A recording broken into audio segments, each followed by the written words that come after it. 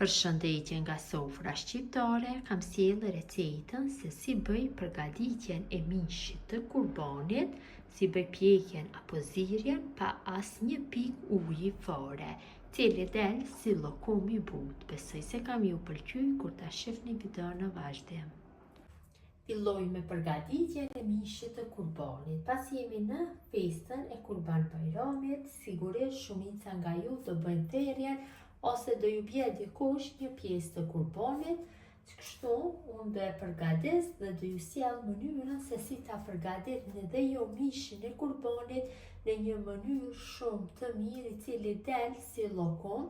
Përgatitja apo zirja apo pjekja e tij bëhet pa ujë, pra vetëm se me avull. Fillimisht merrni kurbanin, mishin e kurbanit dhe ndani në pjesë. Kam nda kështu në pjesë më të mdhaja, ja. E kam bërë larjen mirë me ujë. Kështu këto pjesë janë mjaftueshëm, këtu dikon kam rreth 4 kg. Dhe në fillim hedhim kripën, kështu nga njëra anë e kriposim. Mjaftueshëm besoj se është. Kam një paketim me biber të zi në tokë, gjysmën e paketimit dhe ashtoj nga kjo ana, gjysmën tjetër në anën tjetër, dhe i shtoj rozmarin. Mund t'i shtoni rozmarin të freskët ose të thellë, varet se çka ju qëllon në shtëpi. Kësaj radhe unë kam rozmarin të thellë, cili është i bluar, ja shtoj nga njëra anë. Rozmarini ndihmon që t'i largohet era i qengjit. Shtojna vaj, dikon rreth 100 ml nga njëra anë. Dhe nuk do përdori asnjë melmes tjetër, në vend të melmesave do ja shtoj këtë salcën e magit, sepse këtu janë melmesa të langshme. I shtojmë dhe ja jep një shije shumë të mirë mishit të kurbanit. Kjo lloj salce mjaftueshëm është. Tash marrim mishin dhe e kthejmë nga ana tjetër. Zakonisht përgatitjen duhet që ta bëni një natë përpara, ta marinoni, gjithë mishin e kthejmë nga ana tjetër.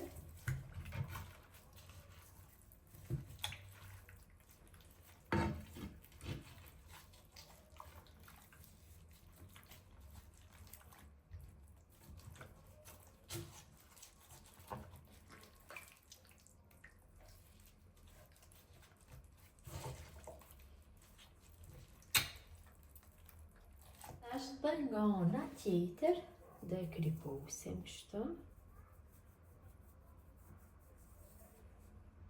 Ja shtojmë biberin e zi në tokë, një paketim 10 gramësh është mjaftueshëm. Shtojna rozmarinin.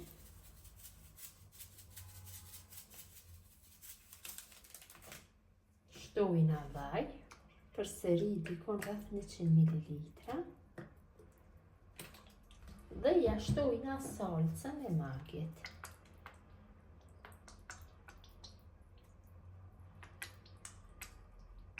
Pasi ja kam hedhur melmesat nga të djanët mishit, kështu e kam vendosur në këtë tavën dhe në këtë tavën do e vendosi më pas në furrë që të bëhet më i rreshtë. Pra në tavë vëju më mirë të jetë. Tash sipër do e mbulojmë ashtu me foli alumini.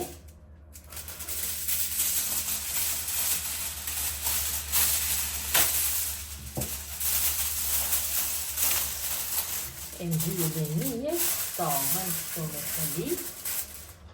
Dhe tavën do e vendosim në frigorifer tek fllati dhe do e lëm të qëndrojë më spaku dikon për 10-12 orë ose 24 orë do jetë më mirë. Zakonisht unë e përgatis nga mbrëmja, kurse të nesërmën bëj zirjen dhe pjekjen.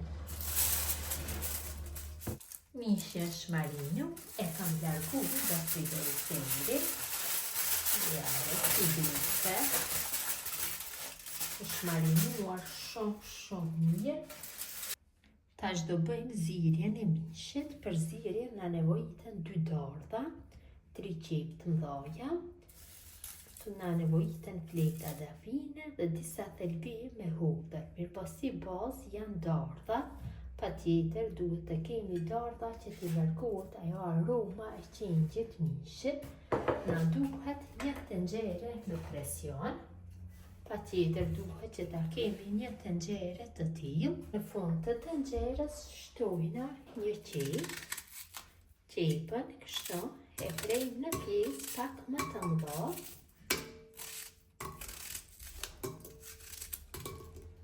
Shtojna disa fleta dafine në fund të tenxherës. Thelbi hudhre. Tash në tenxhere kalojna mishin. Bëjmë palosjen mirë që gjithë tenxherja të arrijë këtë kapacitet të mishit. Nëse keni një tenxhere më të madhe, më mirë të jetë. Ose mund që 2 herë të bëni zirje, nëse përgatitni për më shumë persona. Besoj se do jetë mjaftueshëm. Tash e kam kalu gjysmën e mishit. Tek mesi ja shtoj dardhat.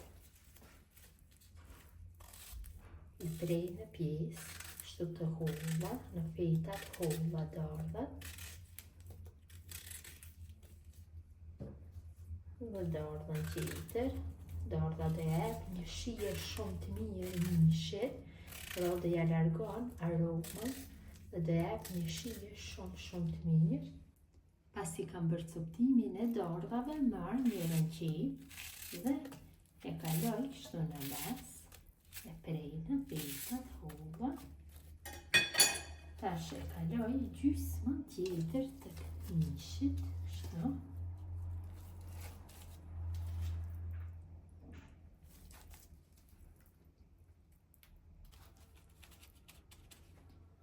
Kalojna lëngun e marinatës.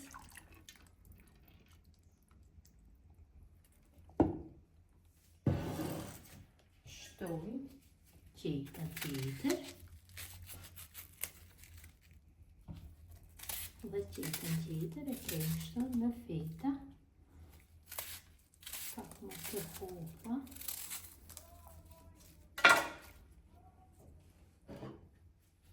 Fletat e dafine dhe hudhër.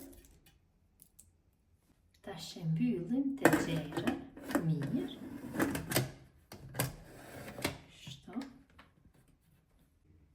Dhe tenxherën e vendosim në zjarr dhe në temperaturë mes sultës dhe të mesmes do e zim kështu mishin tek tenxherja me presion për 2 orë, 2 orë e 20 minuta dhe më pas do e kontrolloj. Pas 2 orëve, ja largoj në fillim tenxherës ovnin, kështu me shumë kujdes, ja largoj. E loj vetëm pak të ftohet dhe më pas do bëjmë hapjen dhe do kontrollojmë sa është zier. Tash bëjna hapjen. Duhet kemi kujdes se mund të ligjëm. Tash mante një pirunje, e kontrolloj, është zier, mirëpo do e lojmë ende që të bëhet zirja, sepse më mirë do jetë, pra e bëjmë mishin e kurbanit, ashtu të largohen kockat në dorë, është i zier, mirëpo do e zim ende, pra më mirë do jetë të largohen kockat, kështu në këtë mënyrë do e zijem përsëri.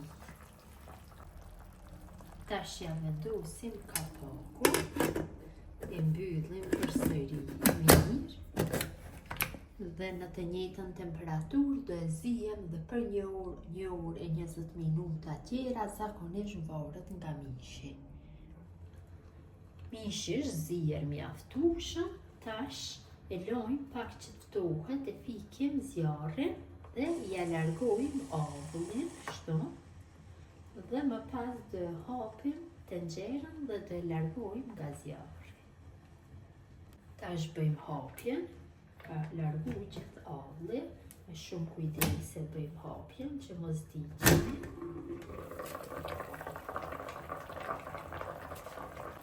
Tash e provojmë në një piron, e shifni dhe vet, dohet mishi si llokon fije. Tenxherja është plot me lang edhe pse nuk I kam hedhur fare ujë, tash e largojmë tenxherën nga zjarri. Mishin përsëri e kalojmë tek tava që ta rreshkovim pak në furrë, t'i jepet një formë më e rreshkët. Kam largu mishin, është bërë si llokon shumë mirë. Tash do e fus në furrë të nxehtë 220 gradë dhe mishin do e rreshkovi, t'i jepet pak një ngjyrë më e mirë, dikon për 30 ose 40 minuta. Kam largu nga furra, është marrë një ngjyrë shumë e mirë, është rreshkov mjaftueshëm. Ka dalë shumë I mirë, shkrihet n'gojë si llokon. Kjo është mënyra motra dashura se si përgatis unë mishin e kurbanit në një mënyrë I cili bëhet zirja apo pjekja pa ujë, vetëm me avull dhe del si llokon. Gjithë ju që e përshkatitni në këtë mënyrë ju bëft mirë, mirëmbëjtje nga sofra shqiptare deri në recetën e radhës. Urime festa e Kurban Bajramit.